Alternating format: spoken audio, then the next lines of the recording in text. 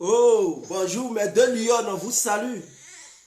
Voilà, madame la ministre et madame l'avocate. Donc, l'avocate pleure, la ministre, elle est tranquille. Alors, connectez-vous, hein, se laissez, mettez-vous en ligne, mettez-vous en ligne, mettez-vous en ligne. Mettez-vous en ligne. Mettez-vous en ligne, hein, décortiquez cette affaire. Je dis bien, mettez-vous en ligne, on va décortiquer cette affaire.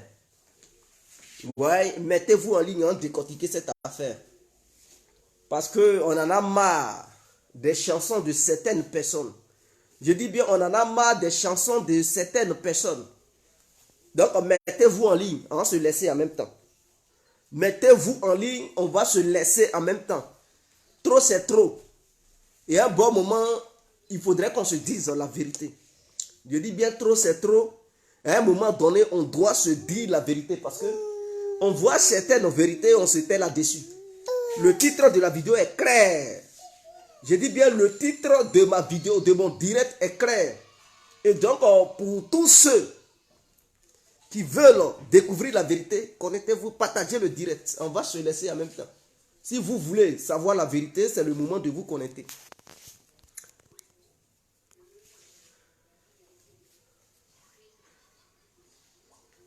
Alors, connectez-vous. Connectez-vous et abonnez-vous sur la page Guégué Complet. Quand on dit la vérité, d'autres, oh, je vais me désabonner. Mon frère, si tu veux te désabonner, ça n'engage que toi. Ma soeur, si tu veux te désabonner, ça n'engage que toi. Mais même étant désabonné, la vérité va te trouver là où tu es. Il faudrait que ça soit clair. Est-ce qu'on peut être en conflit avec la vérité comme ça? La vérité a sonné dans tes oreilles. Tu veux te désabonner. C'est que tu es incapable, tu es un incompétent ou une incompétente. Parce qu'il faut affronter la vérité. Le désabonnement n'est pas, n'est pas le courage des trucs, des personnes braves. Hein? Le désabonnement, c'est ceux qui sont des lâches, qui sont incapables d'affronter la vérité. Alors connectez-vous, on va se laisser, on va se dire les vraies vérités, c'est très important. Donc, je commence le direct sans trop tarder. Ceux qui aimeraient bel et bien regarder, bon, ils pourront regarder par la suite. C'est les fêtes, hein. Voilà, c'est les fêtes. Aujourd'hui est le 30, dans peu de temps, c'est le 1er. Donc, on va profiter pour faire les directs. Les matins comme les soirs.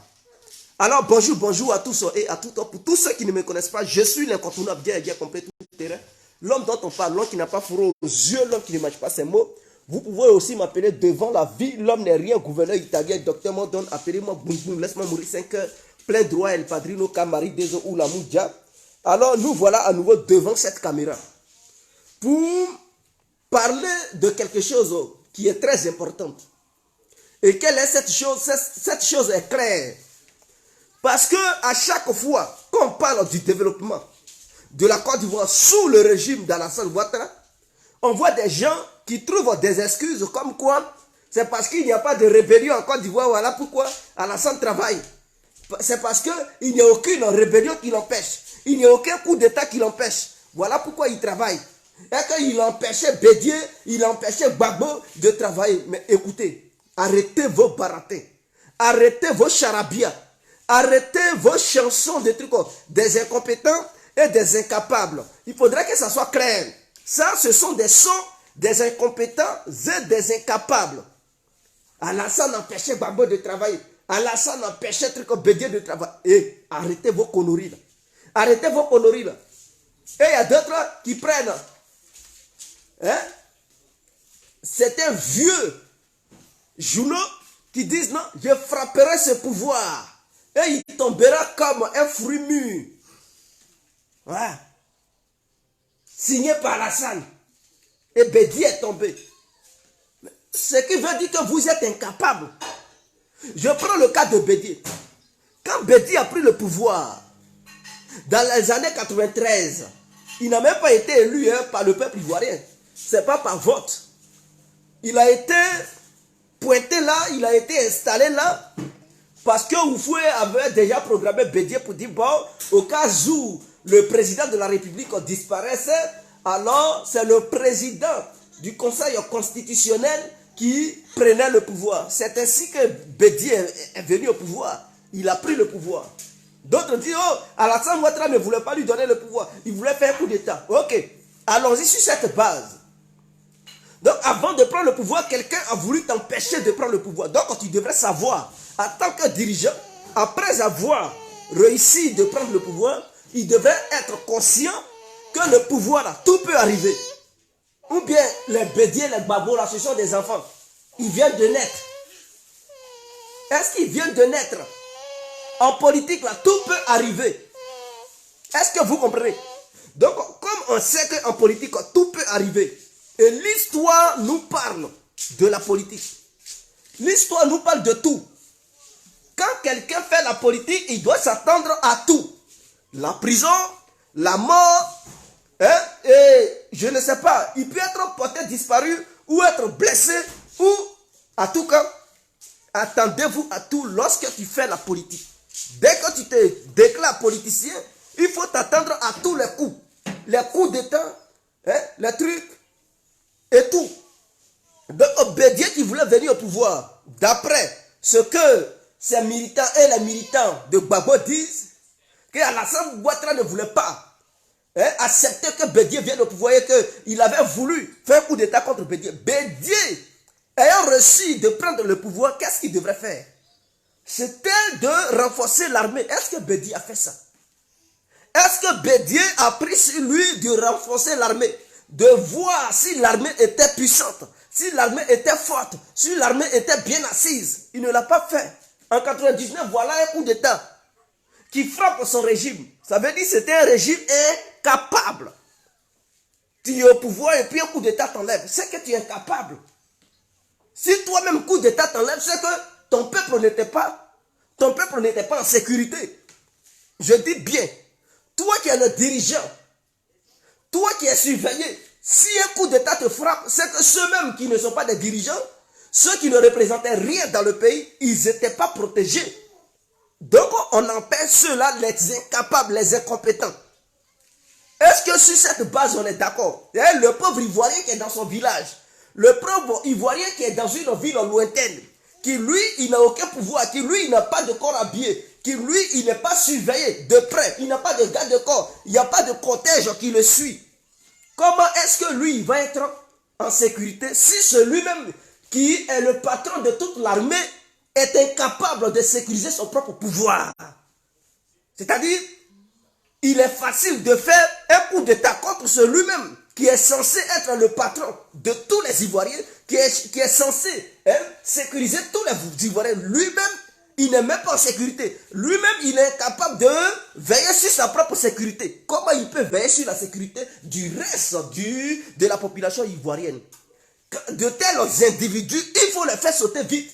De tels individus, il faut les enlever au pouvoir. Donc Bédié a chuté parce que lui-même, il était incapable de monter sa propre garde. Donc, il ne peut pas monter sa propre garde. Comment il pouvait monter la garde du peuple ivoirien? Ça, c'est un. Donc, si vous êtes d'accord sur cette base, on peut continuer. Mais le coup d'État a eu lieu lors de son dernier mandat. Bédié a fait quoi pour les Ivoiriens? Il a construit quoi même? Quelles sont les réalisations de Bédié? Vous n'allez pas utiliser l'histoire de coup d'État de 99 pour justifier les capacités et les non-réalisations de Bédié. Vous nous faites sortir un petit document, l'éléphant d'Afrique, les 18 on n'a pas besoin de plan, on veut des actes concrets. Les idées là, tout le monde a des idées. Toi-même qui me regardes là, tu as des idées, tu peux prendre un stylo, écrire, réfléchir, mettre des trucs, mais est-ce que tu es capable de les réaliser? C'est ça. Penser, tout le monde peut penser. Réfléchir, tout le monde peut réfléchir. Mais réaliser, ce n'est pas n'importe qui réalise. Est-ce que vous comprenez? Donc, Bédié a réfléchi, il a écrit ce document. Cela ne veut pas dire que ce qu'il avait réalisé dans ce document-là, il allait mettre ça sur pied.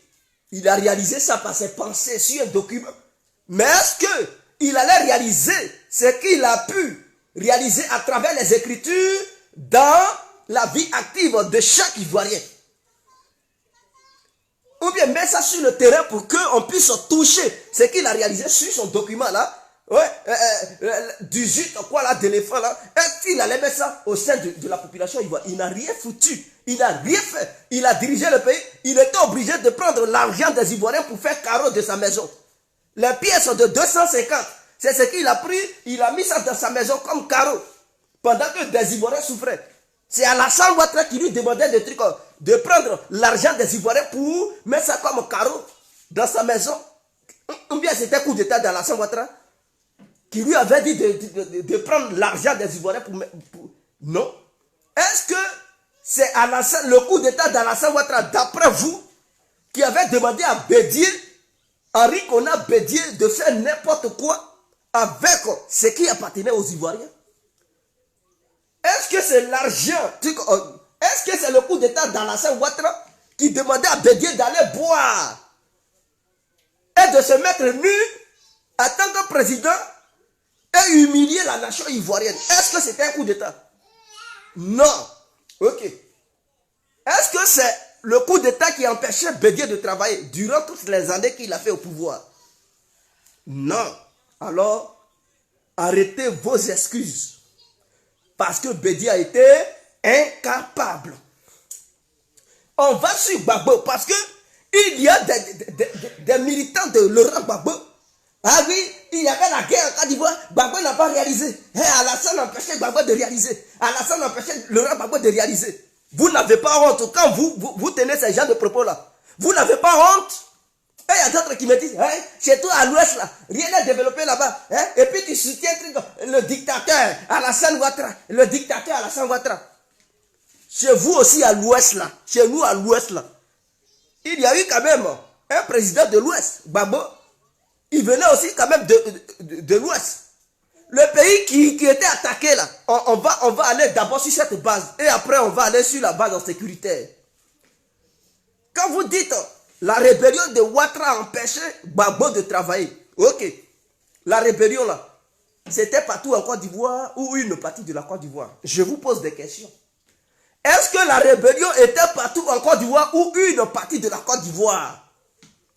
Je pense que la rébellion était dans une partie de la Côte d'Ivoire. Mais le reste de la Côte d'Ivoire, où même l'économie était basée là, pourquoi Gbagbo n'a rien réalisé là-bas?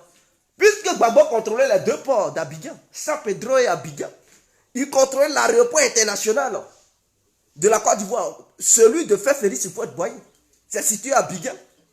Il contrôlait la zone où il y avait le cacao et le café. Il contrôlait la partie de la Côte d'Ivoire qui est la plus riche. Gbagbo a fait quoi à l'ouest? Ou bien à Gagnoua aussi, là, il y avait aussi rébellion là-bas. Je dis bien, à Gagnoua, il y avait rébellion. Dans sa propre ville, dans sa propre région, la région des fromagers. Donc, la région des fromagers, chef-lieu Gagnoua. Est-ce que vous comprenez? Je ne sais pas si ça a été changé maintenant. Donc, la région des fromagers, chef-lieu Gagnoua. Mais Gagnoua même qui est chef-lieu, et toute la région des fromagers, Laurent Gbagbo n'a rien réalisé. Il n'y avait pas les Ouattara à Gagnoua. Les Soro Guillaume n'étaient pas à Gagnoua. Alassane Ouattara n'était pas à Gagnoua. Hein? Les Kodé Zakaria, ils n'avaient pas utilisé Gagnoua comme leur fief pour empêcher Laurent Gbagbo de réaliser quoi que ce soit là-bas. 10 ans de règne. Même Gagnoua n'a même pas eu un petit château d'eau. Château d'eau là, Gagnoua n'a pas eu ça. Pourtant c'est sa région. Et Laurent Gbagbo nous avait fait comprendre que non. Il prêtait même de l'argent à certains pays. Et qu'il y a de l'argent en Côte d'Ivoire. Malgré que la Côte d'Ivoire était divisée. Il disait qu'il y avait beaucoup d'argent en Côte d'Ivoire. Et que lui, Gbagbo, il prêtait de l'argent à certains gouvernements de la région. L'argent qu'il leur prêtait là.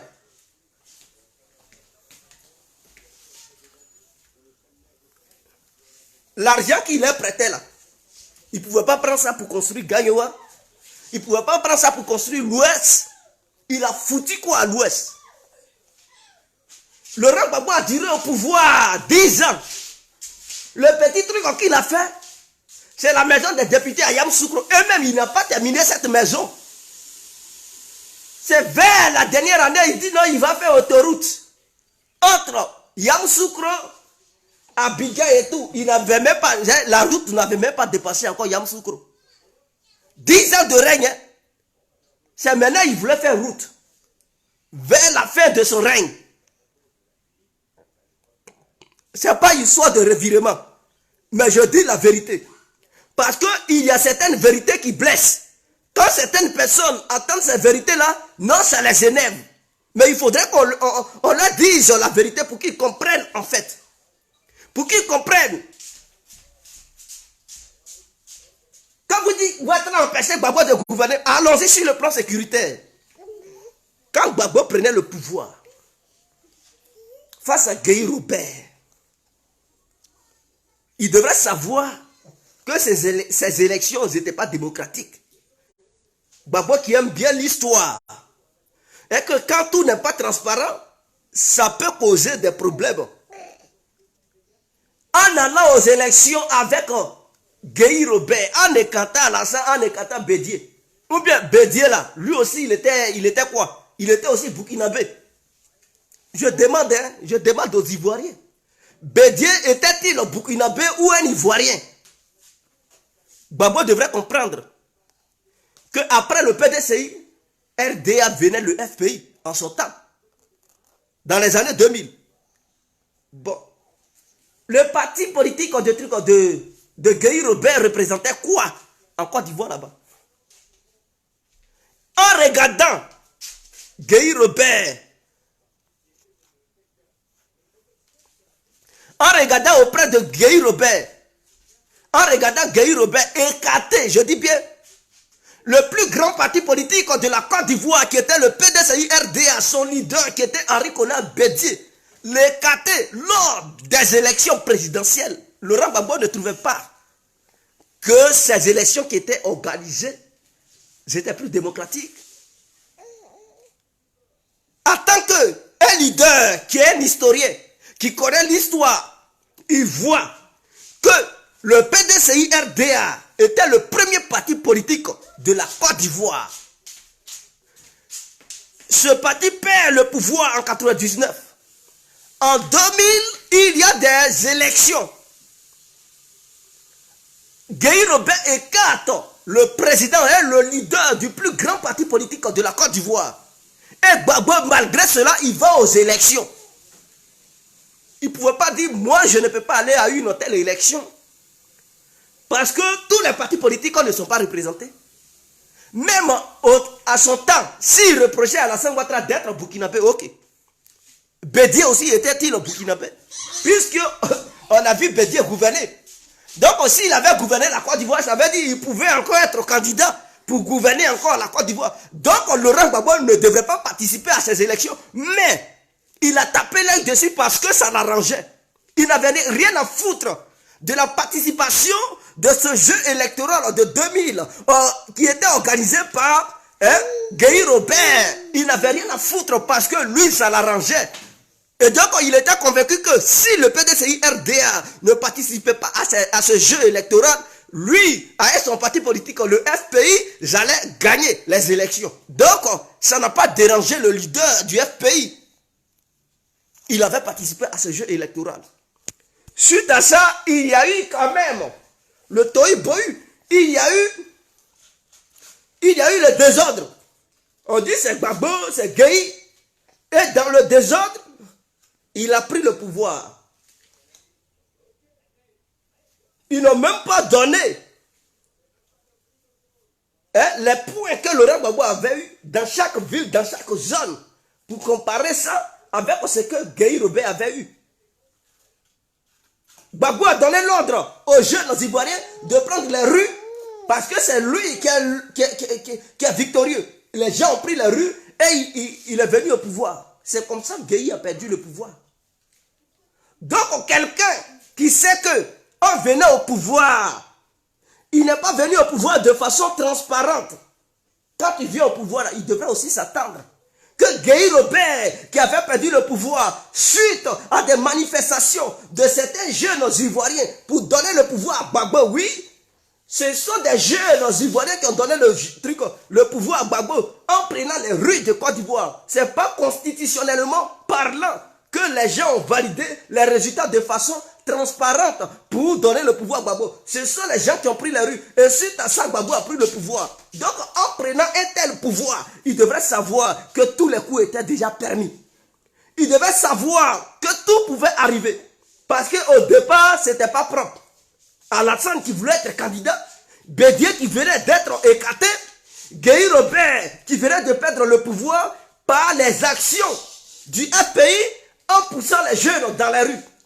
Donc un tel pouvoir-là, quand tu prends le pouvoir et que tu es un dirigeant visionnaire, tu es un dirigeant intelligent, tu es un dirigeant compétent, dès que tu prends le pouvoir, tu dois voir l'armée. Est-ce que l'armée est correcte? Est-ce que l'armée est correcte? Est-ce que l'armée est prête à sécuriser l'intégrité territoriale du pays? Il ne l'a pas fait. Votre Gbagbo ne l'a pas fait, mes frères. Et même avant que cette rébellion ne vienne, la rébellion a bipé. La rébellion a bipé d'abord en 2001. Cette rébellion a fait une tentative de coup d'État qui a échoué. Et donc, quelqu'un qui est conscient, je dis bien un vrai leader, quelqu'un qui est conscient, qui est un bon leader, en un an, il peut tout verrouiller. Donc, en 2001, on appelait ça complot de la Mercedes, quoi, la blanche ou noire. Est-ce que vous comprenez? Donc, ça devrait mettre la puce à l'oreille à Gbagbo et ses collègues. Mais malgré ça, ils n'ont rien fait, mes frères. Malgré ça, ils n'ont rien fait. Qu'est-ce qu'ils ont fait? Ils n'ont pas pris des décisions pour la sécurité nationale. Ils n'ont pas vérifié la mobilité de l'armée ivoirienne. Ils sont restés là. Qu'est-ce qu'ils faisaient? Ils passaient son temps à partir à Rome, en Italie, à se pavaner en Europe. Et d'ailleurs, en 2002, il était à Rome quand le coup d'État a commencé à frapper le pays. Donc en 2001, là, quand on l'avait bipé, il n'avait pas compris que tout pouvait arriver. Il dit on voit le dos des nageurs. Ok, il n'y a pas de souci, tu vois, mais tu prends quelle disposition pour ne pas que ces nageurs-là, on revoit encore leur dos. Il n'a rien foutu, mes frères. Il n'a rien foutu. Et puis le coup d'État ne s'est pas passé au début de l'année 2002. C'est vers la fin. 19 novembre, on tendait vers la fin de l'année. Donc on te bipe en 2001. Tu ne prends aucun engagement. L'année 2001 finie. On tombe dans 2002. Toute l'année 2002, jusqu'à tu n'as rien foutu. Jusqu'à on dit, bon, c'est vers la fin de l'année 2002. Et tu ne fous rien, ça y est, il n'allait rien foutre encore. 2002 allait finir, on allait tomber dans 2003 et il n'allait rien faire encore. Donc il a laissé l'armée comme ça. 2002, les gens attaquent. Il dit non, la Côte d'Ivoire n'a pas d'armes. Ah bon? Depuis 2000, tu as pris le pouvoir. 2001, ils t'ont bipé. Tu n'as rien fait pour équiper l'armée. 2002 arrive. Au début de l'année 2002, tu ne fais rien pour équiper l'armée. Tu ne recrutes pas les jeunes. Tu ne fous rien parce que pour former des jeunes, on n'a pas besoin de 2 ans, 3 ans. 6 mois d'une bonne formation bien dosée. Et puis les gens deviennent des militaires. 6 mois de formation normalement. Donc depuis 2000, là, ils pouvaient recruter beaucoup de jeunes Ivoiriens. Quand en 2001, on l'avait bipé, il devrait recruter les jeunes Ivoiriens. Des milliers de jeunes Ivoiriens pour les former. Donc d'ici, ils vont dire, même début 2000, 2002, ils devraient recruter des gens, les former 6 mois de formation, ils allaient être militaires, renforcer l'armée, acheter des armes, mettre des généraux à leur place. Il n'a pas fait ça. Il a laissé tout ça là, malgré les signaux. Malgré les signaux qui étaient envoyés, ça et là, il n'a rien foutu, mes frères. Rien du tout. Gbagbo n'a rien fait. Lui et sa bande, ils n'ont rien foutu. Ils ont laissé la situation telle qu'elle était au départ. Jusqu'en 2002, voilà coup d'État. Il dit non, la France n'a qu'à intervenir. Elle dit non, nous on n'intervient pas. Ah, la Côte d'Ivoire n'a pas de trucs d'armes. Ce sont les anciennes armes. Ah bon? Donc depuis 2000, là, tu ne savais pas que c'était des anciennes armes. Ton général ne t'avait pas dit, ton chef d'état-major que tu avais là, il ne t'avait pas signalé que l'armée n'était pas équipée. Et toi, Gbagbo, quand tu étais venu au pouvoir, tu n'étais pas encore sanctionné par soi-disant l'Union européenne, soi-disant l'ONU. Donc tu pouvais quand même acheter des armes tu pouvais quand même, non, tu pouvais quand même prendre des dispositions pour garantir un bon équipement à ton armée. Il n'a rien foutu. Et suite à ce coup d'état, il dit non, on sait quels sont ceux qui sont derrière. Bon, tu sais quels sont ceux qui sont derrière. Il a fait quoi pour sécuriser le pays? Il n'avait même pas de service de renseignement. Ils avaient averti Laurent Gbagbo que non, il y avait une rébellion qui se préparait au Burkina. Il n'a rien fait, mes frères.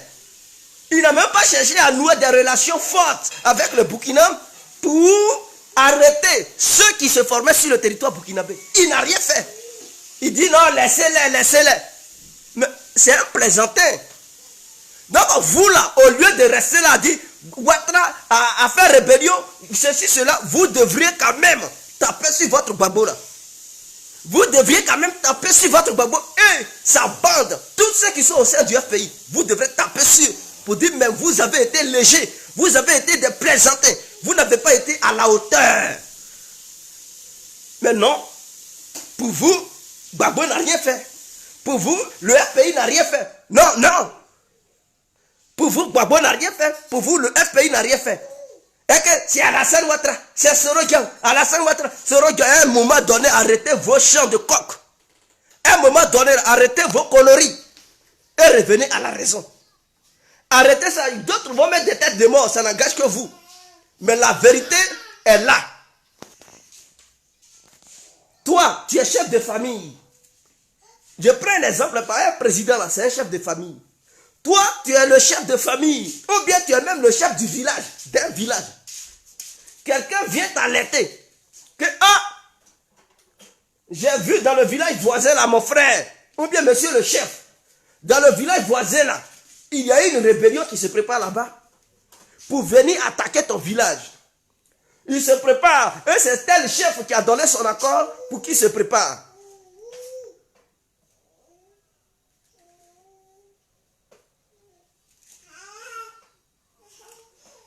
Hein? Mais toi, le chef du village, tu fais quoi?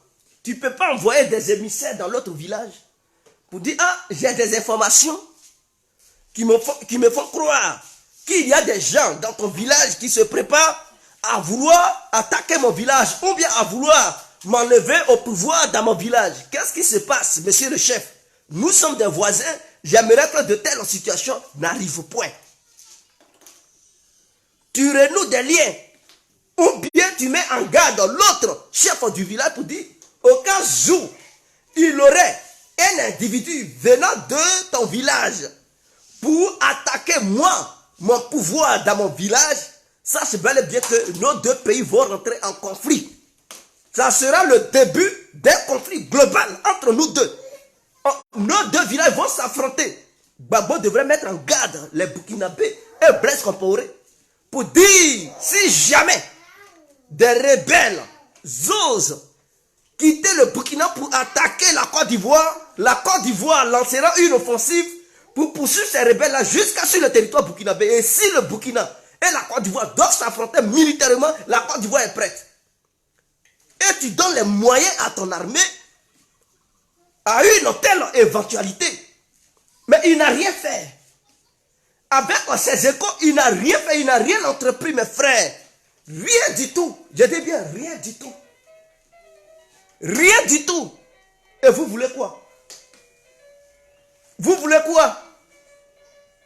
Qu'est-ce que vous voulez? Rébellion arrive. Gbagbo intègre Soro. Soro qui se vantait devant les médias. Mais quand tu es un dirigeant, il faut prendre les vraies décisions. Prendre les vraies décisions. Il savait que c'était Soro. Qu'est-ce qu'il a fait? Est-ce qu'il a cherché à neutraliser Soro? Mais il faut chercher, il devrait le neutraliser. Oui, d'une manière ou d'une autre. Même s'il devrait le mettre en prison. Il ne l'a pas fait, mes frères. Il a donné tous les grades à Soro. Il a donné tous les grades aux éléments de Soro. Vous dites non, il était à la recherche de la paix. Et vous êtes étonné de la suite des événements. Mais un président, c'est quelqu'un qui prévoit. Président, le préfixe prêt. Prêt. Et il faut prévoir. Voilà, ce n'est pas pour rien. Sinon, on allait dire résident. On dit président, il faut prévoir tout, mes frères. Il faut tout prévoir. Le présent, hein, le passé et même le futur. Il faut compter sur le passé. Il faut voir l'historique du passé. Tu vois l'encadrement du présent et tu prévois le futur. Pour dire, ah, je suis le dirigeant. Qu'est-ce que je dois faire? En ce moment, je fais quoi pour mon pays?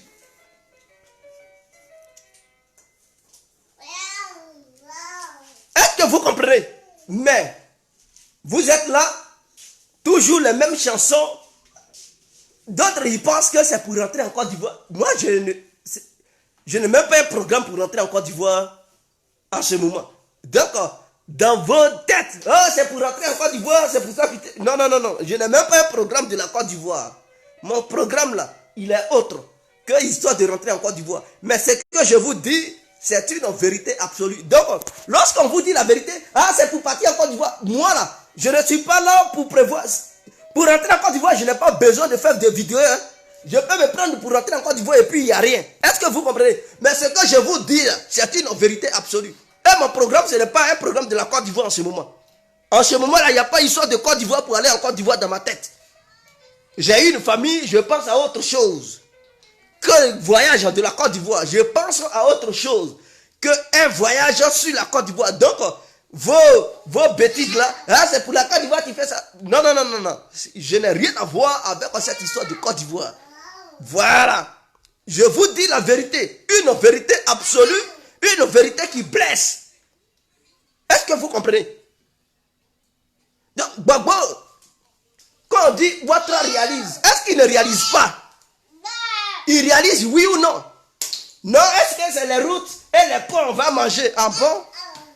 Mais vous, je pense que vous avez des gens qui se disent intellectuels qui sont limités. Vous êtes intellectuellement parlant limité. Parce que quelqu'un qui se dit un intellect, qui évoque le fait qu'on ne mange pas goudron, on ne mange pas pont. Vous savez comment l'Europe s'est développée? Vous savez comment l'Amérique s'est développée? On va rentrer dans l'historique des faits. Quand il y avait l'esclavage, la traite négrière en Afrique, les Africains là, qui partaient aux États-Unis, qui étaient vendus sur le continent américain, leur travail c'était de faire quoi? C'était de travailler dans les champs et les chemins de fer, les routes. Les routes, est-ce que vous me comprenez? Ils n'étaient pas aux États-Unis pour construire des buildings, des immeubles ou des pyramides aux États-Unis. Leur premier objectif, leur premier travail qu'on leur donnait, le travail forcé sur le territoire américain, c'était de travailler dans les champs et couper des arbres pour créer des routes. Parce que sans route, il n'y a pas de développement. Est-ce que vous comprenez? Sans route, il n'y a pas de développement, mes frères. Voilà pourquoi, quand il y a eu une guerre, pour faire sombrer le pays adverse, on frappe les ponts, on détruit les ponts, on détruit les chemins de fer pour bloquer l'économie du pays en question. Est-ce que vous comprenez? Quand tu frappes les ponts, tu frappes les trucs, les chemins de fer, ça empêche les gens de circuler, ça empêche les marchandises de circuler et le pays tombe en lambeaux. Et donc du coup, sans route, il n'y a pas de développement économique. Votre Gbagbo même avait reconnu ça. Regardez dans les vidéos de Gbagbo. Il dit ce qui manque à la Côte d'Ivoire, ce sont les routes. Je prends un exemple. Un village où il n'y a pas de route, qui va aller s'installer là-bas? Qui va aller investir là-bas? Tu investis dans un endroit où il n'y a pas de route pour aller prendre tes marchandises pour amener ça en ville. Mais il n'y aura personne pour aller investir là-bas. Mais lorsque il y a une grande voie dans ton village, où les gens savent qu'ils peuvent accéder facilement, mes frères, pour investir là-bas, c'est facile. Parce que l'investisseur, il sait que s'il met là le paquet ici, il sait qu'il y a une voie pour transporter ses marchandises. Donc, ce qu'Alassane fait, c'est salutaire. Vous savez qu'en Côte d'Ivoire, il pleut beaucoup. Et s'il n'y a pas de bitume sur les voies, mais quand il pleut, on ne peut plus circuler parce qu'il y a des mares partout.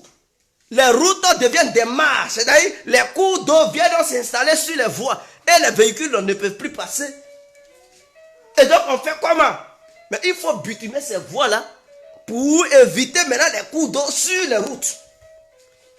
Et c'est ce que Ouattara fait. Il y a des endroits qu'on ne peut pas passer sans le bateau, sans une pirogue. Le fait de mettre des ponts, ça permet à la circulation d'être fluide. Ça encore, vous critiquez ça.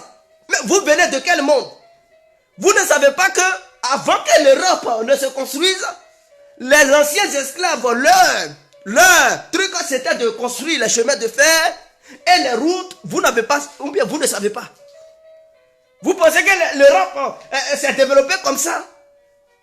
On ne peut pas avoir le développement sans la route, sans les chemins de fer.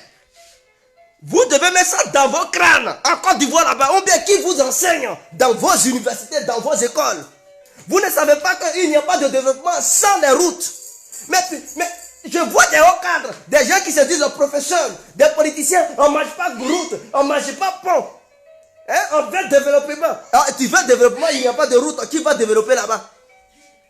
Imaginons ton village se trouve dans un petit campement, il n'y a même pas de route. Pour aller là-bas même, on se casse les pieds. Qui va aller investir dans un tel endroit? Il investit là-bas, il va prendre comme même ceux-mêmes qui sont des planteurs de cacao. Quand tu as un champ là, quand tu plantes ton cacao, tu sais que le jour du cabossage, il faut un véhicule pour aller chercher. Si tu n'as pas de route, tu fais comment? Tu n'as pas de route, il n'y aura pas de véhicule qui va aller là-bas. Tu as transporté ça un vélo, une petite piste. Et si tu cueilles au moins 3-4 tonnes, si tu cueilles au moins 3-4 tonnes, tu fais comment? Hein? Tu fais comment? Tu ne pourras rien faire, mes frères. Tu ne pourras rien faire. Donc, du coup, personne ne va aller chercher. Toi-même, tu vas te débrouiller pour aller chercher. Donc, à un moment donné, vous devez reconnaître que sans les routes, il n'y a pas de développement. Donc, ce qu'Alassane fait, c'est vraiment magnifique. C'est merveilleux. Et nous, Ivoiriens, on devrait l'encourager. On devrait encourager Alassane Ouattara de faire de telles choses. Je ne parle pas trop sans convaincre. Je parle pour convaincre. Et puis quand vous dites les choses ont augmenté en Côte d'Ivoire, oui, mais en Europe ici aussi, tout a augmenté, mes frères. L'augmentation des prix des denrées alimentaires et consorts, ce n'est pas en Côte d'Ivoire seulement. La Côte d'Ivoire fait partie de la globalisation, fait partie du monde. Et donc, l'infraction qui frappe partout, ça frappe aussi la Côte d'Ivoire. Ce n'est pas la Côte d'Ivoire seulement, ce n'est pas Alassane Ouattara qui fait que les choses augmentent. Ce n'est pas Alassane Ouattara qui fait que les choses augmentent. Ce qui augmente à travers le monde, c'est une affaire globale. Ça augmente, allez-y, demandez aux Américains, ça augmente là-bas, Européens, ici, nous là. On souffre matin, midi et soir. On souffre matin, midi et soir. Maintenant, aussi, en Afrique, allez-y dans les autres pays africains. Les gens souffrent là-bas aussi. Ce n'est pas les Ivoiriens seulement qui souffrent. Donc, arrêtez de dire c'est Alassane Ouattara qui fait que tout augmente. Non, il n'est pas le seul. Il n'est pas le seul qui fait que tout augmente. Chacun de nous a sa part de responsabilité là-dedans. On fait partie du monde. Et c'est le fonctionnement du monde actuellement. Est-ce que vous comprenez? C'est le fonctionnement du monde actuel.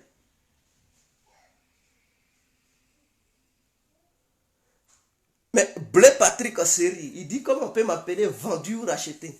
Je ne suis pas un vendu. Et voyez la vérité en face à un moment donné. Vous dites l'Ouest n'est pas développé. Gbagbo a fait 10 ans là. Pourquoi il n'a pas développé l'Ouest?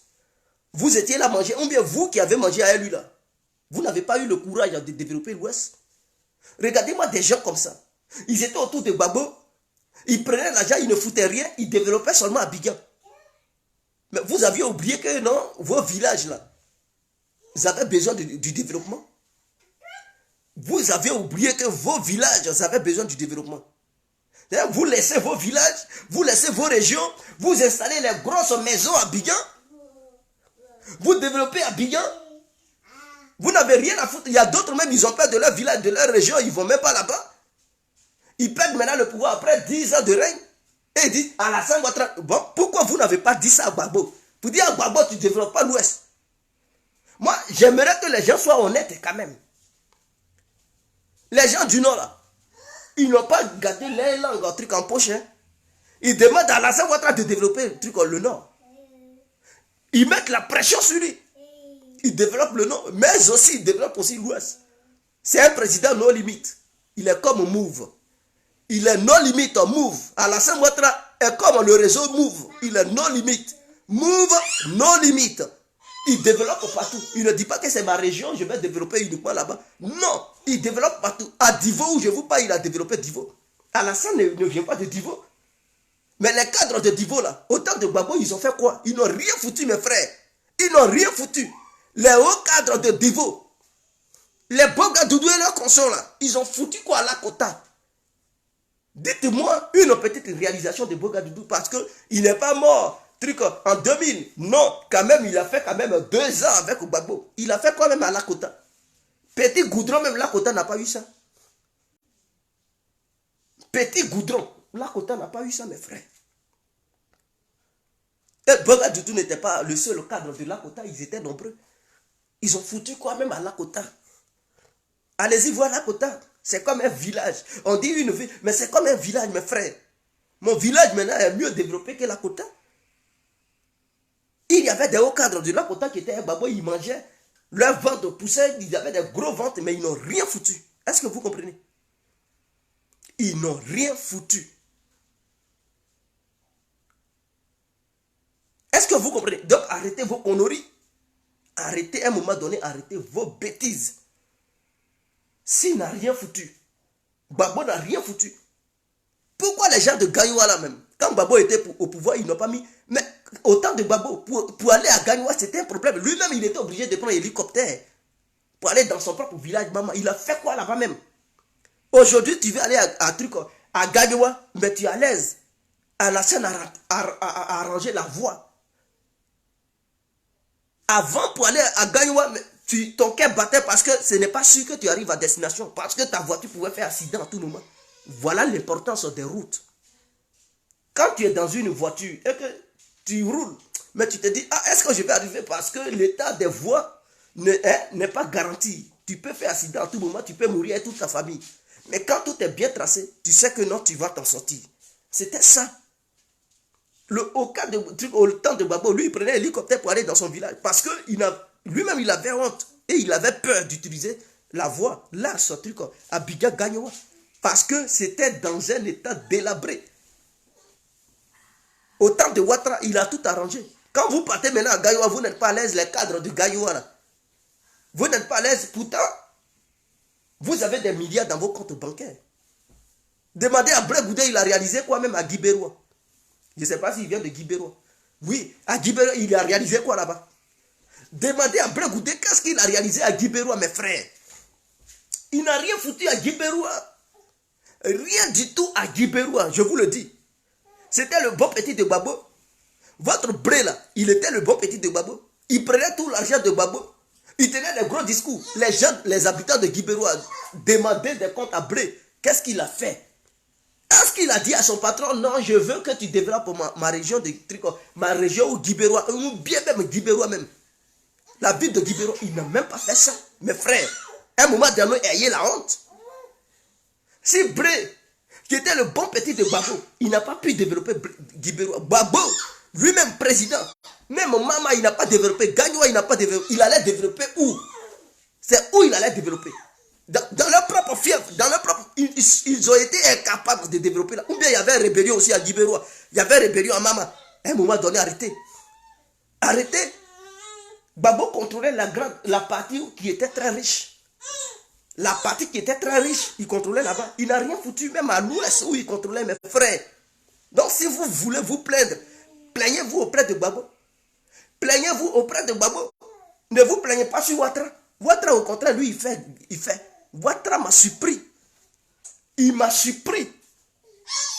On peut le traiter de tout, de rebelle, de quoi. Mais ce que le monsieur fait là, reconnaissons le travail du monsieur. On dit le lièvre court vite. Il faut reconnaître qu'il court. Le lièvre court. Il faut le reconnaître. On dit le faucon est l'animal le plus rapide au monde. Il faut reconnaître qu'il est rapide. parmi les politiciens ivoiriens que vous avez connus, on ne parle pas de qui a fait quoi. Qui a fait guerre, qui n'a pas fait. Parce que dans cette histoire de guerre, la mort du peuple ivoirien, Gbagbo aussi a sa responsabilité. Hein. Vous ne pouvez pas le blanchir à 100%. Parce que c'est sa lâcheté, c'est son incompétence qui a conduit le pays comme ça. S'il avait pris des dispositions adéquates, le pays n'allait jamais connaître de guerre. Mais c'est clair. Vous dites guerre, guerre, guerre. Et Gbagbo, vous faites comme s'il n'a rien à voir là-dedans. Non. Il a sa part de responsabilité. C'est parce que lui, il n'a pas pris les dispositions adéquates. Voilà pourquoi c'est arrivé. Qui a fait dans l'Assemblée votre candidat? Ce n'est pas votre Gbagbo là. Maintenant, votre candidat, à titre exceptionnel, il est devenu président, il est devenu candidat à titre exceptionnel parce que Gbagbo a signé. Quand il signait là, il a vu quel citoyen ivoirien. Il a consulté qui? En Côte d'Ivoire là-bas. Vous vous plaignez sans rentrer en profondeur. Il a consulté qui? Il signe des trucs, des décrets. Il signe, il prend des décisions et ils disent non. Ouais. Mais à Soro, avant de le nommer premier ministre, il avait consulté qui? Gbagbo a gouverné sans le peuple ivoirien. Il n'avait rien à foutre. Toutes ces décisions étaient prises lui-même, lui seul, sans consulter qui que ce soit. Et quand ça pourrit, c'est tout le monde qui prenait les pots cassés. Quand ça pourrissait, c'est tout le monde qui prenait les pots cassés. Il prenait des décisions sans consulter qui que ce soit. Or, il dit qu'il était le candidat qui était proche du peuple. Le candidat du peuple. Ok, quand c'est comme ça, et qu'on voit que le pays, ça ne va pas, avant de prendre une décision, il devrait quand même faire un référendum dans la partie où il contrôlait, pour voir l'opinion des gens. Proposer des trucs aux gens. Ou bien envoyer ce truc au palais, comme on a, je ne sais pas, voilà, à l'Assemblée nationale, pour permettre aux députés de donner leur avis. Gbagbo ne faisait pas ça. Il prenait des décisions à lui seul. Et suite à chaque prise de décision, ça avait des conséquences graves sur le pays en fait. Et tout le monde subissait ces décisions lâches qu'il prenait. Il a fait de Soro Guillaume Premier ministre. Mais vraiment, il a blanchi tous les chefs de guerre. Il a consulté qui même. Pendant ce temps, les gens étaient morts. Il n'a même pas cherché à avoir l'avis de qui que ce soit. Gbagbo a pris ses propres décisions. Donc, on ne pouvait plus les considérer comme des rebelles. Mais c'est ça l'argument du RADP aujourd'hui. Hein. Quand on dit non, les FSI, ils sont rebelles. On dit non, ils étaient plus rebelles. Parce que Laurent Gbagbo les avait déjà blanchis. Il les avait même intégrés au sein de l'armée régulière ivoirienne. Donc, ils n'étaient plus considérés comme des rebelles. Sur le plan juridique, c'est clair. Mais oui, c'est clair. Ils n'étaient plus ces rebelles-là parce que Laurent Gbagbo avait effacé leur titre de rebelle. Et il avait donné des nouveaux titres à ces gens-là. Pour dire qu'ils faisaient partie des forces régulières. Il avait effacé le titre de rebelle de Guillaume Soro pour dire qu'il était maintenant comme un citoyen normal, comme toute autre personne. Donc en 2011 là, ou en 2010, c'était un citoyen normal qui affrontait Gbagbo, Soro et tout. Gbagbo, en faisant dans l'Alassane Ouattara candidat pour les élections présidentielles de la Côte d'Ivoire, il a consulté qui même? Ça s'est passé en Afrique du Sud. Hein. Il est allé là-bas seul. Quelqu'un qui ne comprend pas anglais. Il ne comprenait rien. Anglais, il ne comprend pas. Il va là-bas et Alassane qui comprend anglais. Thabo Mbeki qui comprend anglais. Et vous savez, Gbagbo même, c'est un comédien. Hein. C'est Alassane Ouattara qui est son traducteur. Vous pouvez comprendre ça. C'est-à-dire, toi tu dis c'est ton adversaire politique. Pour ceux qui ne savent pas, je vous le dis aujourd'hui. Quand ils sont partis en Afrique du Sud, Gbagbo n'avait pas de traducteur. C'est Alassane Ouattara qui était le traducteur. Donc, ils étaient trois. Thabo Mbeki, Alassane Ouattara, Gbagbo. Et puis, ça causait. Quand Gbagbo parlait à Alassane Ouattara, lui, il traduisait ça à Thabo Mbeki. Thabo Mbeki, il parlait à Ouattara et Ouattara traduisait ça à Gbagbo. Et c'est là, il y a eu la signature.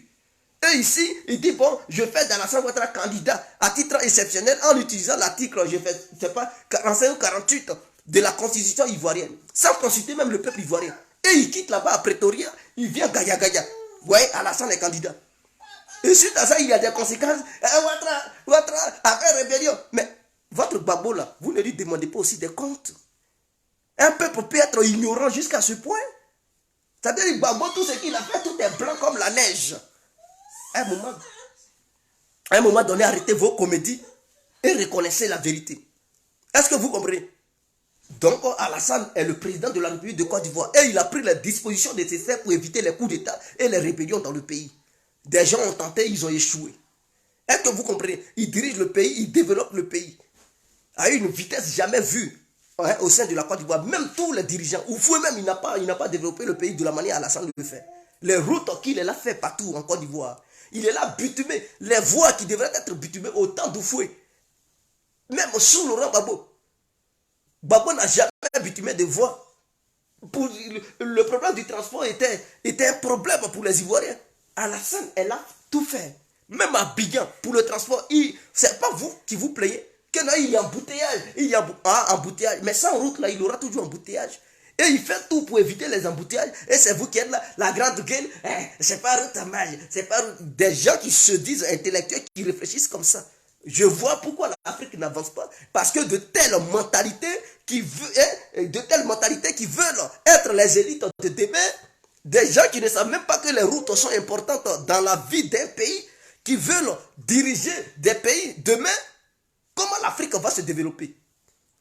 Travaillez sur vos réflexions, vos mentalités limitées là, des gens qui se disent intellectuels et qui ont des diplômes qui ne savent pas que les voies et les trucs, les voies sont déjà les piliers du développement d'un pays. L'Europe, l'Amérique se sont développés comme ça. Hein. D'abord les voies, avant la construction, avant les entreprises, avant les trucs, les sociétés. Parce qu'ils savaient qu'une société, pour placer ça dans un endroit, il faut des voies d'abord. Et Alassane Ouattara a augmenté les salaires.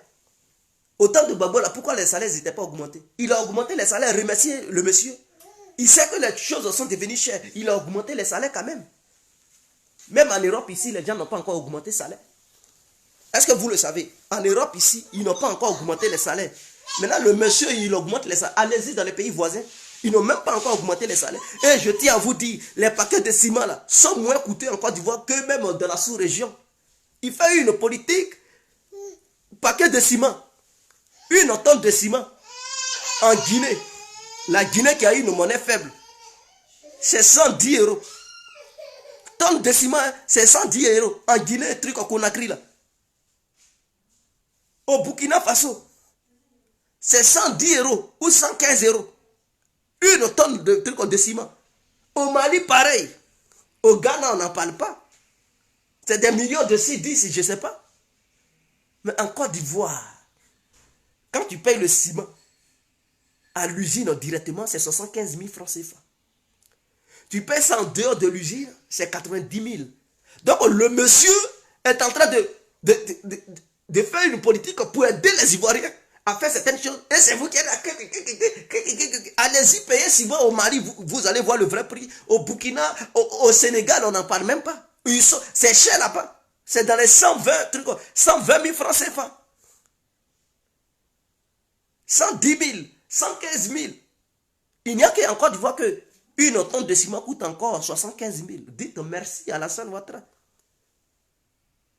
Parce que c'est lui qui bloque d'abord les prix. Sinon, il allait mettre les prix au même titre que les autres pays de la sous-région. Est-ce que vous comprenez? Donc, on remercie le monsieur. Gbagbo a échoué, Bédia a échoué. Reconnaissons ça. Si vous reconnaissez vos torts là, parce qu'il a mis la barre très haute. Hein. Il a mis la barre très haute. Il paraît que quand Gbagbo arrivait en Côte d'Ivoire, il était perdu, il ne savait même pas. Il ne reconnaissait même pas les différents endroits d'Abidjan. Parce que les échangeurs et tout, il regardait, il dit, mais c'est où? Est-ce que je suis à Manhattan? On dit non, c'est en Côte d'Ivoire tu es. Il dit en bon Côte d'Ivoire. Arrivé à l'aéroport même international de Féféris, il dit non. Est-ce que c'est l'aéroport de Dubaï? On dit non. Tu es sur le tarmac de l'aéroport du Féféris, il dit en bon. Donc voilà un peu. Le monsieur, il développe le pays. Et vous êtes là. À cause de la haine. C'est pas un Ivoirien. C'est pas un... Oui, lui qui n'est pas Ivoirien, il travaille plus que ceux qui sont Ivoiriens. Je préfère de tels individus. C'est lui-même qui, quand tu dis il est un membre de ta famille qui est incapable, qui te fait reculer, et lui qui n'est pas un membre de ta famille, mais quand tu lui confies un travail, il fait ça propre pour te faire avancer. Je préfère ce dernier-là que celui qui est membre de ma famille, qui me fait reculer, qui veut ma mort, que celui qui n'est pas un membre de ma famille, mais qui veut mon évolution. Je préfère celui qui veut mon évolution que celui qui veut ma mort. J'espère qu'à partir d'aujourd'hui, vous n'allez plus utiliser l'argument de c'est rébellion, il n'a pas travaillé. S'il n'a pas travaillé correctement, c'est parce qu'il était incapable. Il n'a pas pu sécuriser le pays. Voilà pourquoi tout ceci est arrivé. Donc, on se laisse. C'était l'incontournable, bien compris. Vive la Côte d'Ivoire, vive le travail que Ouattara y fait. Et j'espère que les opposants prendront des leçons de politique. Ils apprendront auprès d'Alassane Ouattara pour se former et être au niveau d'Alassane. Sinon, pour le moment, non, ils ne sont pas au niveau. Même si Gbagbo venait au pouvoir, il n'allait rien réaliser. Il allait tenir des gros discours sans rien faire. Est-ce que vous le savez? Il n'allait rien faire. Parce qu'on dit, ce qui a été, c'est ce qui sera. Rien ne va changer dans sa politique. Rien. Il ne va rien faire, il ne va rien changer, mes frères et sœurs. C'est pour faire des meetings, utiliser des jeunes pour faire comme des brégoudés, créer des Sorbonnes et gueuler dans les oreilles des gens sans développer le pays. C'est ce qu'il allait encore refaire. J'espère que au sein du gouvernement d'Alassane Ouattara, Patrick Achi, c'est quelqu'un qui peut faire comme Alassane. Je vois ce dernier-là, il peut faire comme Alassane. Il peut travailler comme Alassane. Tiene Brahima, oui, il peut aussi travailler comme Alassane.